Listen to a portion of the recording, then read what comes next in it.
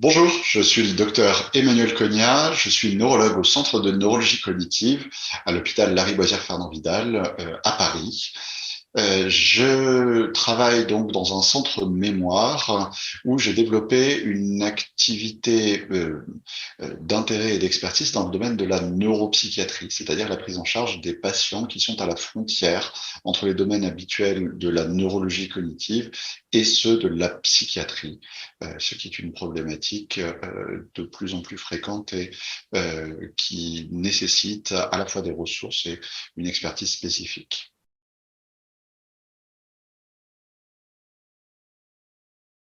Nous avons mené un projet avec le soutien de l'A2MCL qui visait à comparer le phénotype, c'est-à-dire les caractéristiques de patients avec la maladie à corps de Lévy à des patients qui présentent un trouble bipolaire, anciennement maladie maniaco-dépressive, et qui ont développé des troubles cognitifs avec le vieillissement. Il se trouve en effet que des travaux préliminaires nous avaient permis d'observer que les patients bipolaires qui développent des troubles cognitifs importants, et ce risque est augmenté chez les patients bipolaires par rapport à la population générale, ont des caractéristiques qui ressemblent à celles de la maladie à corps de Lévy, en particulier de fréquentes fluctuations cognitives, voire des moments de confusion, ainsi que un syndrome parkinsonien dans à peu près la moitié des cas. C'est donc une approche intéressante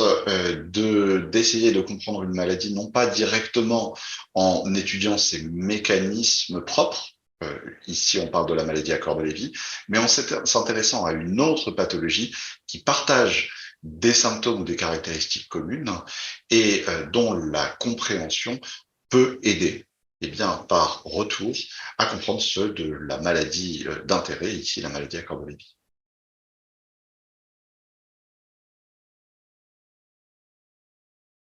Pour atteindre notre objectif, qui était eh bien, de voir les points communs et les points de différence entre la maladie à corps de Lévy et les troubles cognitifs qui surviennent tardivement chez les patients bipolaires, nous avons comparé deux populations de patients suivis dans notre service, c'est-à-dire que nous avons comparé deux cohortes, deux groupes de patients.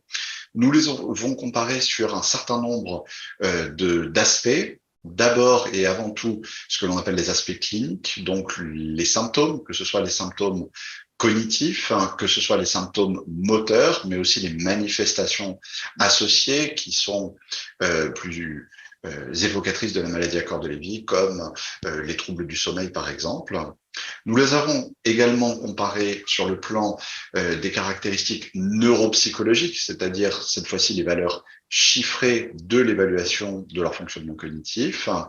Nous les avons enfin comparés sur le plan de l'imagerie, à la fois l'imagerie morphologique, l'IRM cérébrale qui va nous permettre d'observer les volumes des différentes régions du cerveau, et également l'imagerie métabolique, en particulier le TEP-FDG, qui est une imagerie qui nous permet très simplement de voir le régime de fonctionnement des différentes régions du cerveau, entre guillemets, pour détecter d'éventuelles régions qui fonctionneraient trop peu, en sous-régime, hein, si on devait filer la métaphore, mais également le DAT-scan qui nous montre l'intégrité de structures dans la profondeur du cerveau, ce que l'on appelle les noyaux gris centraux, structures qui sont touchées dans la maladie de Parkinson ou dans la maladie à corps de Lévy, donc qui sont des structures tout particulières d'intérêt dans cette situation. On a donc comparé point à point les patients sur l'ensemble de ces caractéristiques, au total, au moins une vingtaine ou une trentaine de caractéristiques. Ces deux cohortes de patients sont constituées à partir des dossiers des patients suivis dans notre service. Nous avons dans le service, en effet, d'une part, des consultations plus spécifiquement centrées sur la maladie à corps de Lévy, qui sont des consultations de première ligne, mais également de recours pour des deuxièmes ou des troisièmes avis ou des avis complexes. Et nous avons la même chose en neuropsychiatrie, donc c'est-à-dire chez des patients qui ont un trouble frontière entre la neurologie et la psychiatrie. Et dans ce cadre-là, nous recevons beaucoup de patients bipolaires qui développent des troubles cognitifs. Ainsi, prospectivement, nous avons pu recueillir les données au fur et à mesure que les patients rendent visite dans le service et sont suivis, ce qui permet d'avoir un historique et un ensemble de caractéristiques, bien sûr, anonymisées. Nous avions donc d'un côté une cohorte de 112 patients atteints de maladie à corps de Lévy et qui n'avaient pas eu de maladie bipolaire durant leur vie, et 62 patients bipolaires qui présentaient des troubles cognitifs qui avaient justifié une consultation dans un service spécialisé. Ce projet a été mené en pratique par Amina Daoudi, qui était étudiante en Master 2 dans notre équipe, sous ma direction.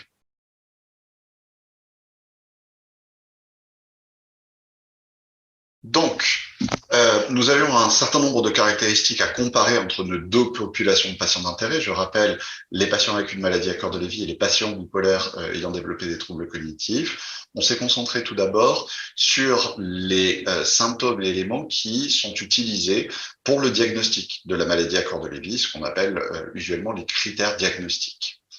Et on a commencé par vérifier ce que l'on avait observé précédemment, c'est-à-dire que les patients bipolaires validaient bien les critères diagnostiques de la maladie à corps de Lévy, et on a retrouvé des chiffres qui étaient similaires à ceux de nos précédentes études, c'est-à-dire que 3 patients bipolaires sur 4 qui présentaient des troubles cognitifs validaient les critères pour une maladie à corps de Lévy possible ou probable. C'est donc que la ressemblance apparente entre ces deux situations est très forte.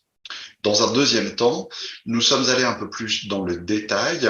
en s'intéressant au profil de trouble pour savoir si on valide des critères. On regarde chaque critère, on compte entre guillemets un point à chaque fois qu'on identifie un critère d'intérêt, et au bout d'un certain nombre de points, pour faire très schématique, eh bien on dit oui, le patient valide les critères. Là, on est allé un peu plus dans la profondeur, c'est-à-dire qu'on a regardé l'ensemble du profil pour voir si cette ressemblance allait jusque dans les détails ou si on trouvait des différences. Et c'est là qu'apparaissent les résultats les plus intéressants, puisque on se rend compte qu'en fait, si les patients bipolaires valident les critères pour la maladie à corps de Lévy, c'est pour 2 arguments principaux, celui des fluctuations de leur état cognitif et celui du syndrome parkinsonien, qui sont tous deux fréquents dans cette population. En revanche, les autres symptômes, comme par exemple les cauchemars ou les chutes, étaient très différents dans leur proportion entre les patients avec une maladie à corps de Lévy ou les patients bipolaires. De même, pour les hallucinations, qui sont aussi une manifestation très fréquente de la maladie à corps de Lévy, elles étaient trouvées très peu souvent chez les patients bipolaires. La même chose était identifiée pour l'imagerie, avec ici des patients bipolaires qui avaient beaucoup moins souvent des anomalies sur le DAT-scan, donc beaucoup moins souvent des signes d'anomalies dans les noyaux profonds qui sont touchés dans la maladie à corps de Lévy et qui sont à l'origine du syndrome parkinsonien, alors que ces mêmes patients bipolaires avaient plus souvent en apparence une atrophie cérébrale que les patients avec une maladie à corps de Lévy. Le résultat global de cette étude, c'est que oui, effectivement, au premier coup d'œil, les patients avec une maladie à corps de Lévy et les patients bipolaires se ressemblent beaucoup, et on serait tenté de diagnostiquer une maladie à corps de Lévy chez ces patients bipolaires avec troubles cognitifs, mais l'analyse plus fine semble montrer qu'en réalité, la superposition n'est que partielle, ce qui, pour nous, dans une optique de recherche, suggère que les deux situations partagent probablement des mécanismes communs, mais ne sont pas liées exactement aux mêmes déterminants. En gros, que les patients bipolaires qui ont des symptômes ressemblant à la maladie à corps de Lévy n'ont peut-être pas, à proprement parler, la maladie à corps de Lévy. Pour donner quelques résultats chiffrés parmi les plus importants et significatifs de l'étude, on peut par exemple citer la différence dans les hallucinations visuelles, puisque dans nos 2 cohortes, les patients avec une maladie à corps de Lévy rapportaient des hallucinations dans environ 50% des cas, alors qu'on ne trouvait ces hallucinations que chez 8 à 10% des patients avec un trouble bipolaire. De la même manière, les cauchemars étaient rapportés par plus d'un tiers des patients avec une maladie à corps de Lévy, alors qu'ils étaient rapportés chez moins de un patient bipolaire avec des troubles cognitifs sur 10. Pour ce qui est du DaTscan anormal, donc ce DaTscan qui nous montre encore une fois l'intégrité des structures profondes du cerveau impliquées dans les phénomènes parkinsoniens, pour ainsi dire 100% des patients avec une maladie à corps de Lévy dans la cohorte avaient un DaTscan anormal, alors qu'ils étaient à peine 15% parmi les patients avec un trouble bipolaire. Et ainsi de suite. Il y a aussi, comme je le disais, des différences dans l'autre sens avec sur l'appréciation générale, ce n'est pas du tout quelque chose d'approfondi et de chiffré, mais sur l'appréciation générale, une atrophie du cerveau, donc une diminution de volume du cerveau, qui était trouvée chez 85% des patients bipolaires, alors qu'elle était trouvée chez moins de 50% des patients avec une maladie à corps de Lévy. Ce travail a deux conséquences principales. La première est immédiate pour la pratique et elle fait écho à ma pratique à moi en tant que médecin neurologue spécialisé en neuropsychiatrie. C'est-à-dire que il y a beaucoup d'errances diagnostiques. On le sait dans la maladie à corps de Lévy. Cette errance diagnostique, elle existe également fortement chez les patients bipolaires qui développent des troubles cognitifs. Avec, chez ces patients-là, des diagnostics de maladies à corps de Lévy qui sont évoqués à des stades divers de leur prise en charge.